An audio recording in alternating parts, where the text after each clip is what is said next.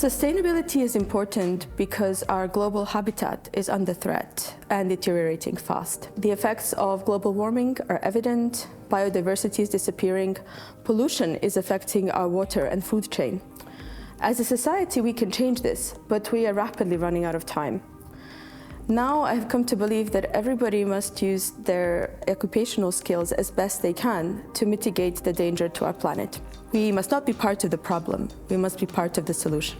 In my group, Materials Informatics Laboratory, we combine simulations and data science and artificial intelligence to engineer new material solutions for next-generation technologies. Artificial intelligence has become very important in science. It is the most important thing that happened to science since supercomputers, and it is rapidly transforming the way we do science. Artificial intelligence and data science has become the great accelerator, allowing us to find better solutions faster, with less cost, effort, and time. And it is this acceleration that is urgently needed now to find new technological solutions that will not be as harmful for our planet as the ones existing today.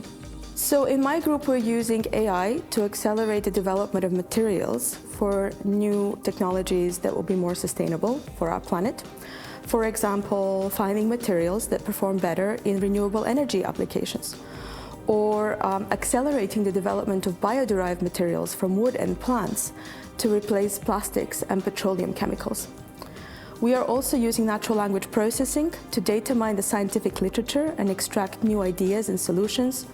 And we're using AI optimization to change the way we do recycling so that in the future we can mine raw materials from waste and not from the ground. Data-driven research is important for optimizing and minimizing the time that the researchers put into searching for new materials. By using AI and modern data-driven techniques, one can search for the optimal material for the application they are interested in. This is also something we implement also in our research. So many of the parameters we know are perfect material, and we know the parameters, so we can give this to an AI or a data-driven code to provide us with the ideal material for our application. Therefore, we don't need to spend time ourselves, rather we can just have a computer working for us. Näissä meidän sovelluksissa, jossa me halutaan mitata niitä biomolekyylejä, niin me voidaan mallintaa sitä rajapintaa. Et jos meillä on pinta, jossa on erilaisia pintakemioita vaikkapa, ja meillä on analyytti, niin me voidaan laskennallisesti varmistaa, että mistä se aiheutuu, että mikä pinta toimii paremmin. Ja jatkossa ehkä myös ennustaa sitä, että minkälaiset pinnat toimii paremmin näissä sovelluksissa, ja sitä kautta myös räätälöidä materiaaleja meidän omiin sovelluksiin.